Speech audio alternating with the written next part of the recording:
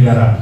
Kalau nggak nurut bisa dia pecat. Nah di situ orang-orang yang yang gila dengan jabatan pasti akan tunduk pada dia. Dan itu sudah kita buktikan selama Jokowi menjabat 10 tahun. Jadi ada pejabat-pejabat tinggi yang ketika kita dorong untuk berani berhadapan dengan Jokowi, dia terus terang menyatakan, saya ini diangkat SK-nya oleh Jokowi, tanda tangan Jokowi. Kalau nggak diangkat di tanda tangan Jokowi, saya nggak bisa jadi pejabat tinggi katanya. Terus saya bilang, ya saya ngikutlah katanya begitu. Ya udahlah kalau begitu.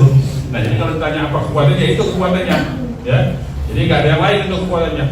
Kita saja sebetulnya, ya kekuatan kita itu ada pada Allah sebetulnya. Cuma umat Islam ini nggak pernah bisa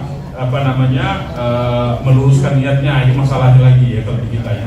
Nah, yang kedua dari Yana ya, sumber dana NGO. Ya, sumber dana NGO itu sebagian besar memang boleh dikatakan hampir 98% dari yang disebut dengan namanya itu donatur lah, ya funding agency lah, ya. Dulu waktu saya di LBH itu bahkan 100% duitnya dari luar negeri. Jadi ada pengalaman lucu waktu saya pegang menjadi ketua itu dana LBH Jakarta, saya Indonesia Pak. Karena saya dari daerah LBHI berarti. LBHI-nya.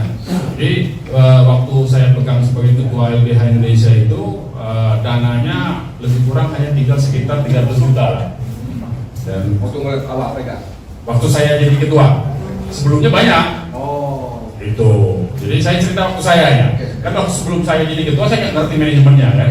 Begitu saya jadi ketua, kan tentu saja saya harus periksa secara keuangan seperti apa. Nah ternyata tinggal lebih kurang sekitar 300 juta lah.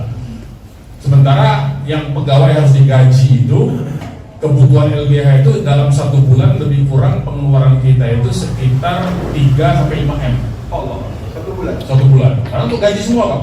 Jadi kan ada kantor cabang di beberapa provinsi dan itu digaji semua. Makanya kenapa aktivis-aktivis LSM itu giat bekerjanya ya karena memang digaji sebetulnya. Nah waktu zaman saya karena saya tidak punya duit, akhirnya pakai efisiensi lah.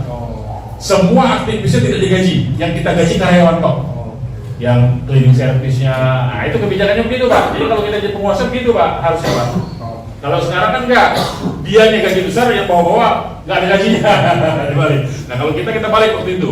Jadi yang aktivisnya tidak kita gaji, tapi yang karyawannya kita tetap gaji dari uang yang ada. Nah kan kita harus punya putar uang tuh, putar otak untuk cari uang.